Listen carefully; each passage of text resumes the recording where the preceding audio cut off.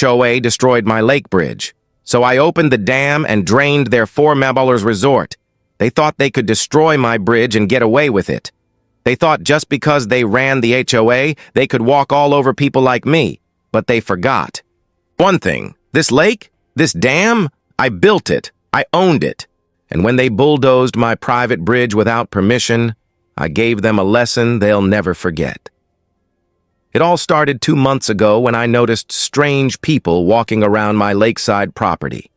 Men in suits, a woman with a clipboard, measuring things, taking pictures, but never talking to me. I asked them what was going on, and one of them simply said, "Routine HOA inspection." I laughed, because my land wasn't part of their HOA. Never was, but they didn't care. See? I had this beautiful stone bridge crossing a small inlet of my private lake. It was old, sure, but it was mine. My grandfather built it. It had history, meaning, and that seemed to bother them. A week later, I got a letter. They called my bridge unsafe, non-compliant, and a hazard to the community. Community? I live a mile away from the nearest neighbor. But still, they warned me. Failure to remove the bridge within 30 days will result in HOA-led demolition. I laughed again. I ignored it. I thought, let them try. Then one morning I woke up to the sound of engines, bulldozers, yelling. I ran outside and there they were, tearing down my bridge, just like that. No permission, no court order, nothing. And when I asked the HOA president why they were doing this, she actually said, "We're making your property better for everyone." Everyone? I don't even let people walk through here. They had crossed a line, and they didn't know it yet, but I held the cards. You see, the lake surrounding their entire luxury resort, those expensive houses, the golf course, even their fancy new clubhouse, was fed and held together by a dam I privately funded years ago. And I still had control over the release valves. It was something most people didn't care about. Until now.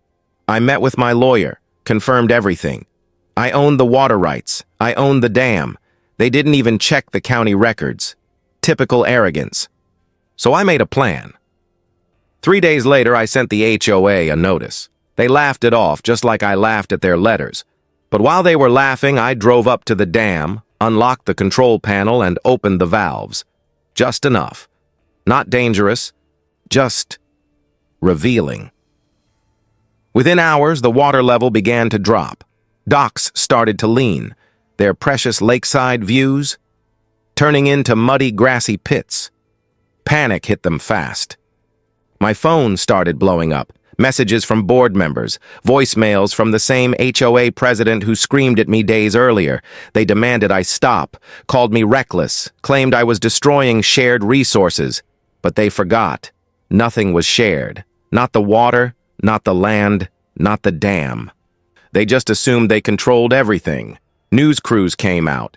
Neighbors were furious at the HOA. People started digging into their actions. Turns out they had done this before, pushed people around, fined them for tiny things, acted like they were running a government. But this time, they picked the wrong person. By the time the water hit its lowest point, their resort had lost almost $4 million in bookings, damage, and reputation. Real estate agents were backing out, renters canceled, and the bridge? Well, I rebuilt it. Stronger, higher, with cameras this time. Did I go too far? Maybe. But when people bulldoze your history, your rights, and your home, and call it improvement, you show them what power really looks like. Not with threats, not with fines, but with facts and water. Lots of water. And to this day, every time the HOA board meets, they have a perfect view of the empty lake they created. All because they couldn't leave one bridge alone. Now the bridge stands not just as a way across the water, but as a reminder. A reminder that respect isn't given by titles or boards or printed warnings. It's earned. And the next time they think about flexing their power over someone's land, someone's legacy, they'll remember the day they lost their lake, their pride, and their illusion of control.